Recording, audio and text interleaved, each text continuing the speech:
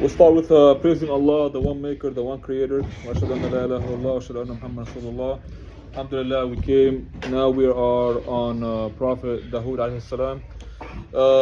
At this moment, Bani Israel has been driven out from their land, and they live on the side of Jordan River, and they lost a box called Tabut. And what is the box Tabut? We heard of it in the Quran, and then in history we heard of it too. What's inside of the box Tabut? So the box of Tabut, Yusuf alayhi salam had it, and he passed it down all the way down to Musa. And Musa alayhi salam had it and passed it down to Bani Israel. What's inside of the box? Now, the box had some writing of the Torah. It has the 10 Commandments. It has the stick that Musa used, the staff, which converted into a snake. And it had some of the food that Bani Israel got from heaven while they were in the desert. The box of Tabut brought comfort to Bani Israel, and they would take it to battles, and they would win many battles with it. How did they lose the box? Disobedient, civil war, lack of worship. That's how they lost the box of Tabut. Now, Allah kept sending prophets to Bani Israel because they would go misguided, so Allah would send them prophet to guide them back. One of the prophet named Samuel, and they told the prophet Samuel, we want a king so we can fight the people that took our land. He told them, if there's a possibility of fighting written for you, you will not fight, because Samuel knows how difficult they were, and he know what they did to Musa alayhi salam when he told them enter Jerusalem. They wouldn't enter because they didn't want to fight. They said, how can we fight when we have been driven out of our land? So they're telling him, if Allah gives us a king, we will fight. And later on, fight was written upon them. We see this in Surah Baqarah. Later on, fighting was written upon them, and then only a few of them followed, and the rest refused. And Allah knows about the wrongdoers.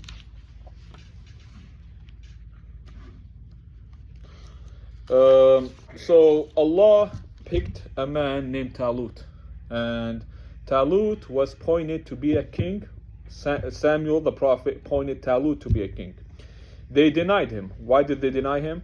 Because he was not from the tribe of Binyamin, which is Benjamin. They said, he's not from our tribe, he's not from our race, and he's not rich. We want him to be rich like Sulayman was. So Allah tells them, Allah has chosen him above you, granted him with knowledge and physical. He was a physical strong guy. He had a lot of knowledge and wisdom. And Allah gives the kingdom to whoever He wants. And Allah knowledge compresses everything. So do what's good for you. They still wouldn't follow him. So Samuel told his people, what if I bring you a miracle? Will you follow Talut? They said yes.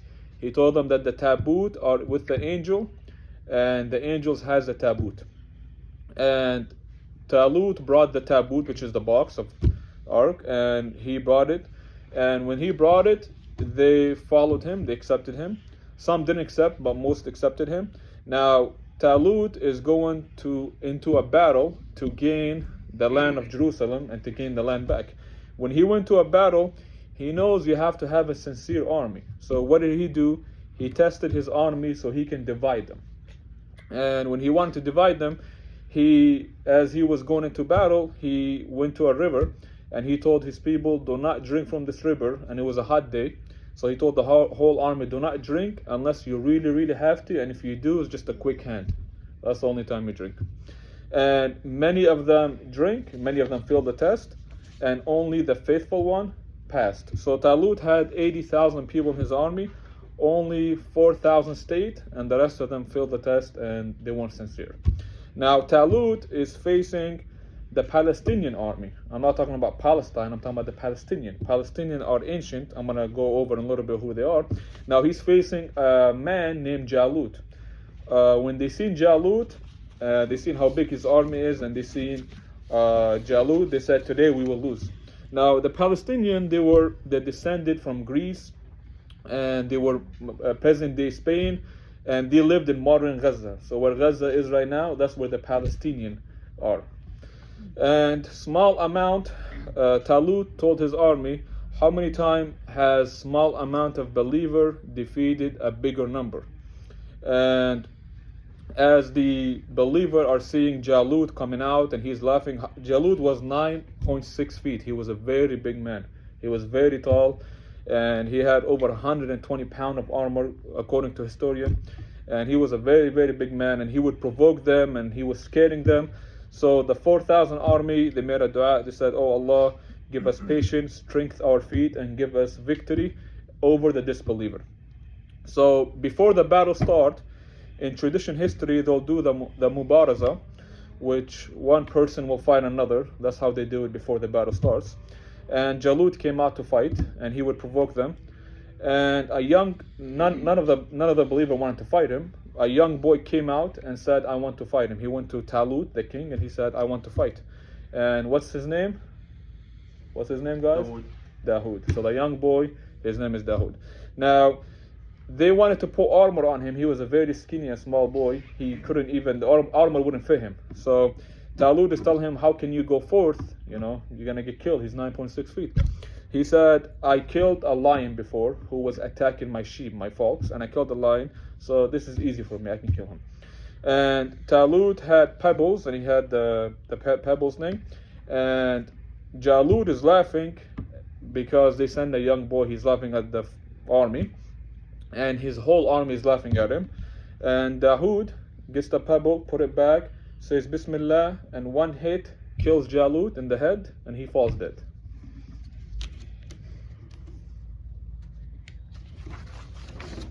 Now everyone stood shocked.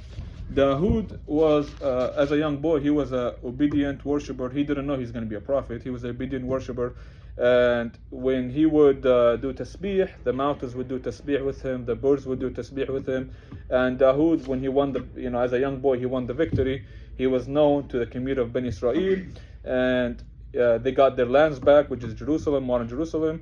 And he led them to many victories, to many wars, and he was a strong warrior.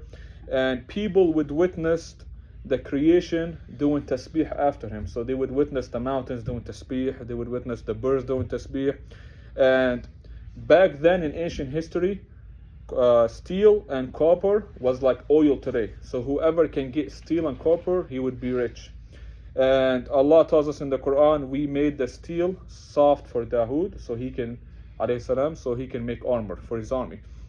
And while Dawud, one day he was thanking Allah and seeking forgiveness, he noticed that the steel he was making it would be soft, because normally the steel wouldn't be soft.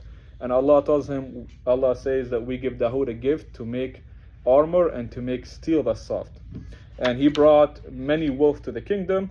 And Talut, who was a king, and Dawud was leading the army, as Talut passed away, who was appointed to be a king? Dawud. Each prophet has a unique attribute, but Dawud, he was a king, prophet, a great saint, and he was a judge. And he was able to speak to other creation of Allah. And he was giving the book called Zabur. So what was inside the Zabur? It was poetic prayer, praising and worship of Allah. Now, is the Zabur a book of law? Is the Zabur book of law? So the Zabur is a scripture praising Allah, like poetry. And it did not come as laws. So Dawud was following the commandment of the Torah, which is Musa alayhi salam. And he was extremely just. He had a very, very beautiful voice. So when he is doing poetry, all the birds would come and sing with him. He would often shed tears out of love for Allah and out of fear for Allah. And Rasulullah sallallahu alaihi wasallam told us the best prayer anybody did is Dawud. He would sleep the first night, he would wake up the last third of the night, he does tahajjud every night, and he would fast every second of the day. He did the best fast. Now, the ruling of Dawud alayhi salam, so he had a mihrab, which is he had a sanctuary, and there was a strange incident where he had walls nobody would enter, and he had a place where he would do worship. As there was a strange incident where two people entered the mihrab while he was praying, and maybe they climbed the wall, I don't know how they got there. So as he was praying, he got frightened that they came behind him, and they said, "Do not worry, we're not here to harm. We need you to judge." Two brothers. One brother said, "I have 99 sheep." The first brother saying, "My brother has 99 sheep, and I only have one sheep. So with this one sheep, we are partners. But my brother wants to take what? He wants to take the sheep that I have." So one brother has 99 sheep, the other brother has one sheep, right? That brother wants to take the one sheep his brother have.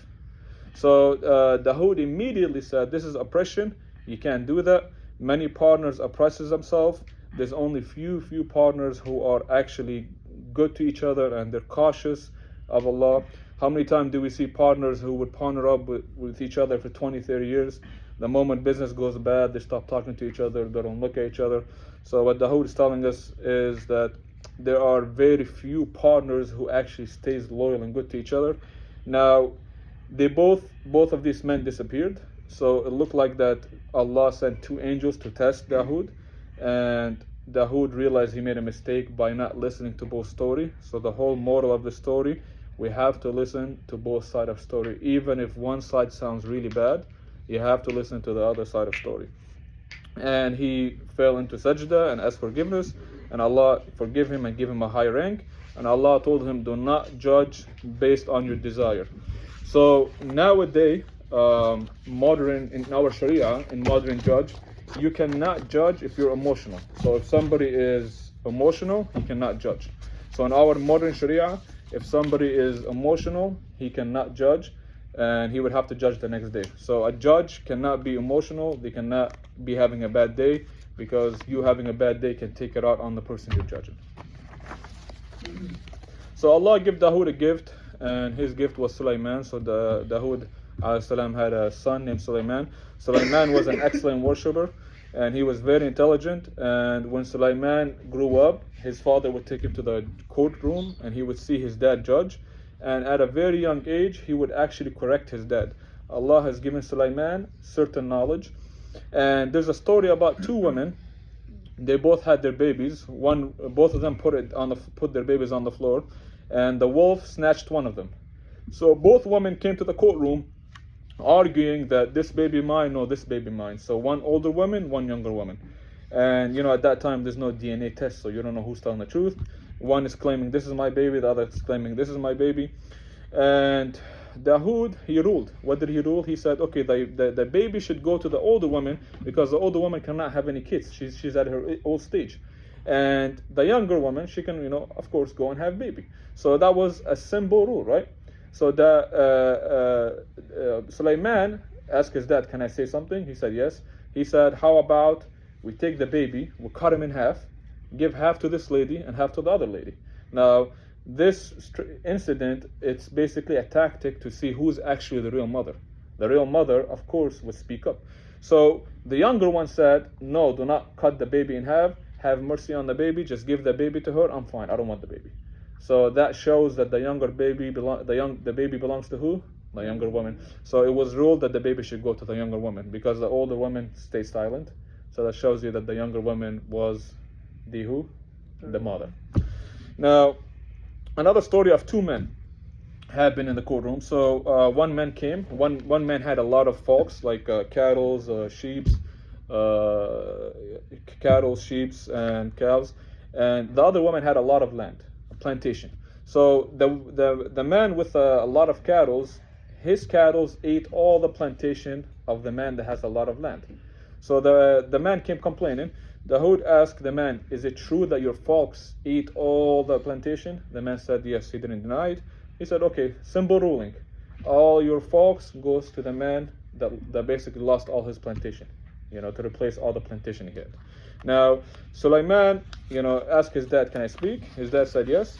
Sulayman said, how about the person with all the folks, we give him to the person whose land got eaten for temporary, and the person who had the folks would have to plant for the whole next year until the plantation come back. Once the plantation come back, then the person will get the folks back, the sheep and all that back. But whatever sheeps they're born in that year, then the person can keep. So this way he can take care of the folks, he don't deny it. And Dawud, that was a very justice judgment where both came out to be happy, because the other judgment, one person's happy, one person's not. This one, both of them came out to be happy. And Allah gives Dawud a powerful kingdom. He was a very rich person. He was able to speak to other creation. And One day, Dawud had, he had the castle where he had his wife. Nobody was allowed to come near the castle. And one day there was a man standing in the courtyard. And his wife would see the man in the courtyard, and they said, Dawud is going to punish this person that's sitting in the courtyard. Then Dawud went up to him and said, who are you? The man said, I am a person. Who are you? How did you get inside? He said, I'm a person that nothing can stop me, no walls, no object, nothing can stop me. And immediately Dawud knows this. Who's this person? Angel of death. The angels of death. He immediately knows that this is the angel of death. With all the power Dawud had, with all the lifestyle, with all the kingdom, he was ready to go. Everybody loved him because he was a justice king. And he told the angel, take my soul. When he died, it was reported in his janazah, hundreds of thousands of people showed up. Everybody loved him because he was just. And it was a hot day. So Sulayman instructed the birds to basically create a barrier between the sun and the people so it becomes cloudy, so it becomes less hot. Immediately, Ben Israel knows that Sulayman is going to be the next king and he's going to inherit the prophethood from his dad. Now, Sulayman, basically, prophets and messages are protected from committing any sin. Now, in the Jewish scripture, it claims that Sulayman alayhi salam did sorcery, did black magic. That's completely fabricated. In Islam, we know every prophet are picked out from Allah. They are the best people. Allah protects them from committing any sin. Prophets do not commit sins. Allah gave him the ability to understand language of the animal kingdom. And one day, Sulayman was lining his horse. He had over 20,000 horses. He was getting them ready for battle. And he loved horses so much that he missed the evening prayer. And when he realized he missed it, he said, oh Allah, forgive me. My love for my horses distracted me from your prayer.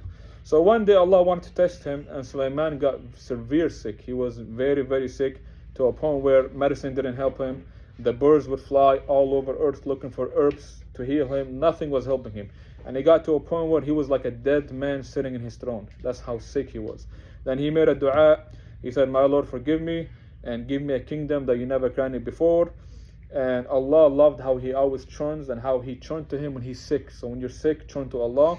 That's the best time to get your dua accepted. And Allah gave him the power to control the wind. Allah gave him the power to control the jinns. And Allah gave him the power to speak to the animal kingdom. And indeed, he was always turning back to Allah. He's always asking for forgiveness.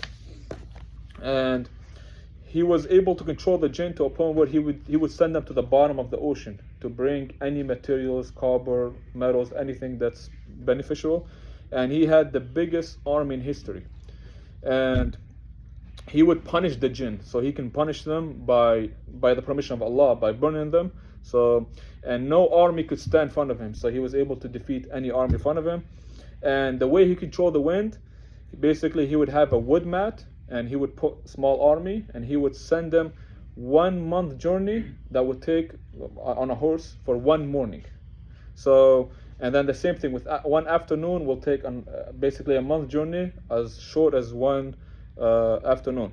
So the question is, how many miles does a horse travels a month journey? That's about 3,600 miles.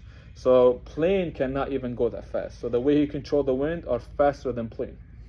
And that's why if you ever grow up watching the show Aladdin, the cartoon show, that's where they get all these from. It's from Sulayman, how he fly with the mat and how he controlled the wind, and the genie in the box. That's where it comes through the story of Sulayman.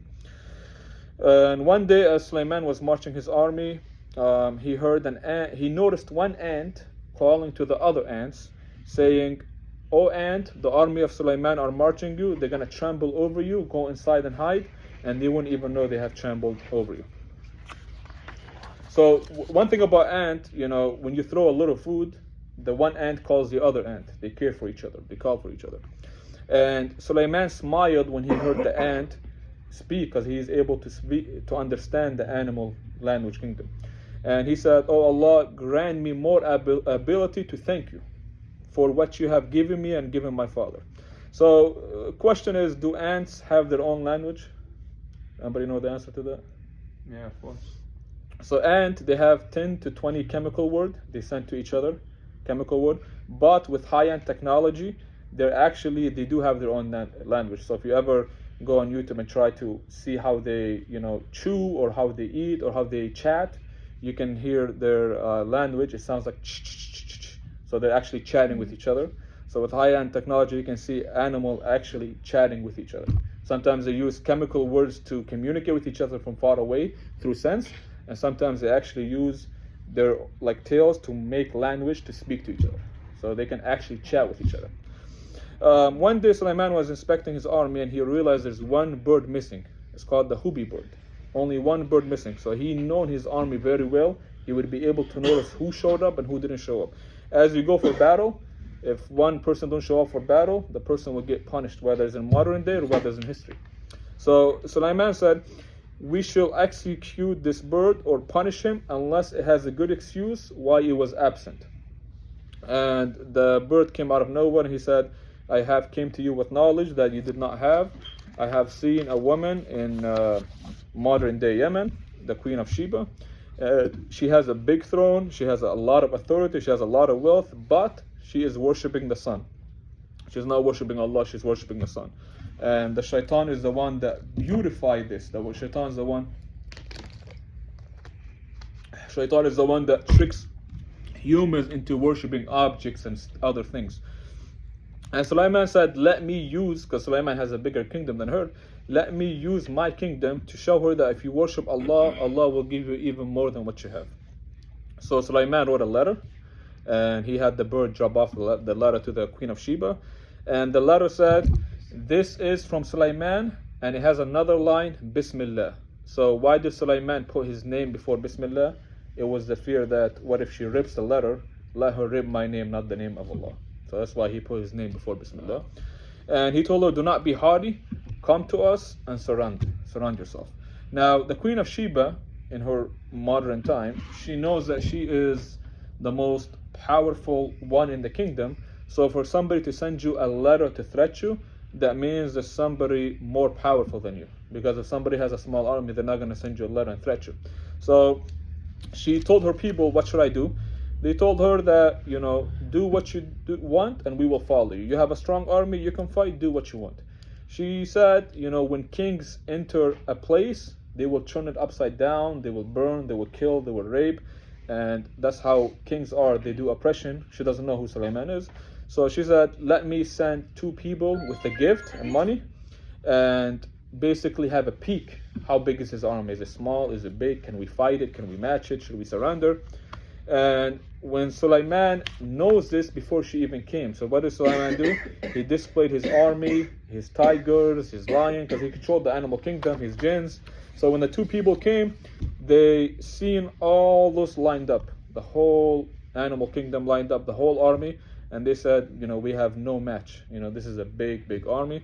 And then Sulayman told them, are you trying to bribe me? I know what you're trying to do. You're trying to see a peek. Go back and give her 2 options, surrender or fight. That's the only 2 options you have. So they returned back to the Queen of Sheba. They said, look, he has a big army. We are completely no match. He's able to control the animal kingdom. It's something we never seen before.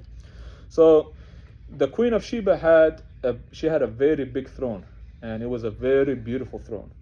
And the queen decided to leave Yemen and go meet Sulayman to see exactly, work on a peace treaty or see exactly what he wants. To this day, she doesn't really know what he wants. She knows she has to surrender, but she doesn't know what more he wants. If he wants her wealth or kingdom, he would have came and took it without even sending a letter. So she wants to go and see what he wants. So Sulayman sat with his army, and he told the jinn. So he had thousands of jinns. He told them, which among you can get up and bring me the throne? Now a lot of them, couldn't do that. Only one stood up, and his name is Ifrit. So not all jinn has the power to do what other jinn do. We talked about in the jinn lecture. Not all jinn can do. So one jinn stood up and said, I will bring it to you with blink of an eye. That's how fast he can move. So that jinn traveled close to the speed of light, traveled to the throne. Now he converted the throne into what? Energy. Then reconverted it into what? Matter. And that's where you see the theory of Einstein converting matter into energy. And E/m c squared. And he brought the throne back within blink of an eye. when Sulayman see the power of the jinn and the power that Allah has given him to control the jinn, he said, this is a test from Allah to see if I'm grateful or ungrateful. And whoever is grateful is benefit for him, and whoever is ungrateful, then Allah doesn't need anybody. So when he got the throne, he polished it, he made it nicer than what it is. He wanted to see if she noticed. By the time she got to Jerusalem, he ordered the jinn to build a palace on top of the water with glass. So jinn can move faster than us. So when he tells them, build me a big building, they would build it quick, very, very fast. And he built a palace on top of the water. And when she seen the throne, she said, this throne looks like mine, but it's more polished, but it can't be mine. If it's mine, then how did it get here? But if it's not mine, then why does it look like mine? That's what she said. But it seems like it's mine. So Sulayman is telling her that if you surrender to the one that created the universe, he will give you more. And when she enters the palace on top of the glass, she pulled up her skirt thinking that the water is going to touch her. And he told her, no, this is just out of thick glass. She pulled out her garment. She told her, this is out of thick glass. You're not going to get wet, because that's how nice he made the palace on top of the water is. And when she's seen all this, and she now knows that this is her throne, and she sees how her throne came in here after she left, it wouldn't make sense, because when she left it was there, now it's gone. Right when she seen all this, she surrendered. She said, oh my maker, I have wronged myself. I surrendered to you with Sulayman. And her whole army became Muslim. When she seen all the signs, when she seen all of this, she knows that worshipping a son was kufr, and she abandoned that. This is the story of Sulayman. Now Sulayman, Allah gave him 3 favors. Sulayman asked Allah for 3 favors, but Allah granted him 2.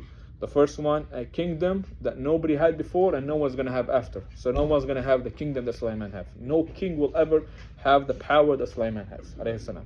The second thing, to be able to give the best justice judge, which Allah has given him. The third one, anybody that prays at the masjid will be when they go to the masjid, they'll be forgiven like they were born. He wasn't granted that, but we say inshallah Muhammad was granted that anybody goes to the masjid, they will be forgiven like they were born. And Sulayman had one of the biggest temple built. We will talk about it in the next series. We're going to talk about the history of Bani Israel and what are they trying to do right now. Are they trying to demolish Palestine? Are they trying to demolish Al-Aqsa? And we will talk about it in the next series to why Bani Israel is doing that.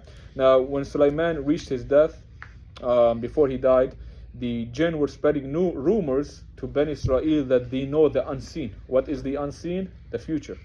And with all that rumor passing around, Bani Israel began to do the magic, sorcery. So Sulayman took all the magic book, put them under his throne, and he burned them so nobody can do magic. And they still began to spread rumors that they know the unseen. So Allah wanted to teach Bani Israel a lesson from this. So when Sulayman's death was a unique one, very unique one. The way he died, he was on his throne, he had his staff, and he passed away on his throne. He died on his throne, but the jinns and the people didn't know he died. And the jinn continued to work not knowing that he died. They continued to work because they were so afraid of Sulayman, even though he was very just and he did not oppress, but they were terrified of him. So they continued to do the work, not knowing that he passed away. After some time, the woodworm began to eat his staff to a point where his staff broke and he fell on the floor dead. And that showed the people that Sulayman was dead, and the jinn didn't know. Had they known the unseen, they would have known what? He died. That proved to them that he did not know the unseen. And then so the Yahud threw away the book of Allah, and they began to follow the recitation of the shayateen, and they began to say, we have unlocked the power of Sulayman. Now what is the power shayateen is talking about based on the shayateen? What is the power? Magic. So they began to say that they have unlocked the ability to control jinn, the ability to speak to animals, the ability to control the wind through magic. But Allah tells us what?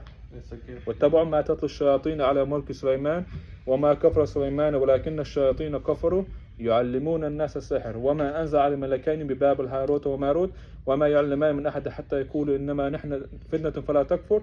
So what Allah tells us, that magic started way before Sulayman. When did it start? In Babylon. Allah sent 2 angels to test the people of Babylon, telling them that there is a place you can do magic. Before that, people didn't even know what magic is. And Sulayman never committed magic. And if you read the Jewish scripture, they say that Sulayman did kufr, he did magic. Sulayman never did magic. He controlled the jinn from the ability that Allah has given him, the power. That is it for our series. Anybody have a question? Okay, salam alaikum.